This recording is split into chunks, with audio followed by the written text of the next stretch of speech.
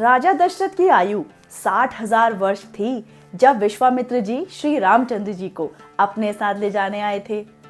राजा सगर के तो 60,000 पुत्र थे और उन पुत्रों ने पूरा समुद्र खोद डाला। श्री रामचंद्र जी ने वनवास से आने के बाद 11,000 वर्षों तक अयोध्या में शासन किया। ऐसे बहुत सारे प्रसंग वाल्मीकि रामायण में वर्णित हैं जिन्हें समझ पाना ना बुद्धि से परे ही है।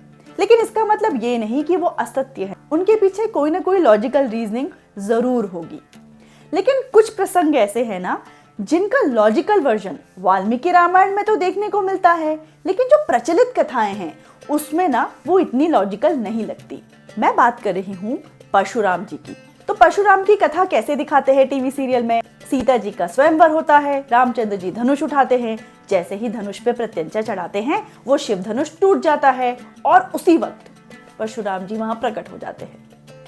वाल्मीकि रामायण में भी यह मेंशन है परशुराम जी के पास ऐसी पावर्स थी जिससे वो बहुत जल्दी ट्रैवल कर सकते थे।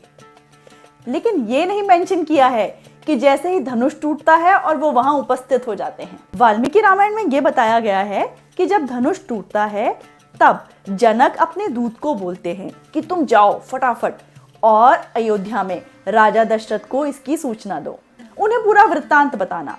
तब वाल्मीकि जी ने लिखा हुआ है कि उस दूत को मिथिला से अयोध्या पहुंचने में 3 दिन लगते हैं और चौथे दिन वो अयोध्या पहुंचकर राजा दशरथ को सारी कहानी बताता है। फिर राजा दशरथ सारी तैयारी करते हैं, बारात लेके आते हैं, उसके बाद विवाह होता है, सारा कार्यक्रम होता है।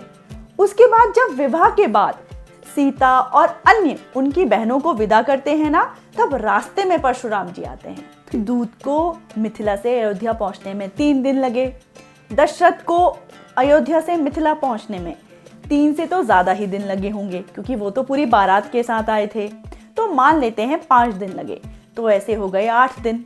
उसके बाद शादी वगैरह का कार्यक्रम हुआ, मान लो 2-3 दिन और लग जाते हैं। तो 10 से 11 दिन के बाद परशुराम जी महेंद्र पर्वत से मिथिला आते हैं। उनके पास जल्दी से ट्रैवल करने की शक्ति होगी, हो सकता है कोई विमान हो। इसका मतलब ये नहीं कि आंख मूंदा और कहीं भी पहुंच गए, क्योंकि वो मनुष्य रूप में आए थे तो उन्हें प्रकृति के नियमों का पालन तो करना ही पड़ेगा, राइट? तो यही वाल्मीकि रामायण में मेंशन है। अगर आपको वाल्मीकि रामायण से जुड़ी हुई और ऐसी गूढ़ बातों को जानना है ना, तो आप मेरे चैनल को सब्सक्राइब कर सकते हैं। Thank you so much for watching. जय श्री राम।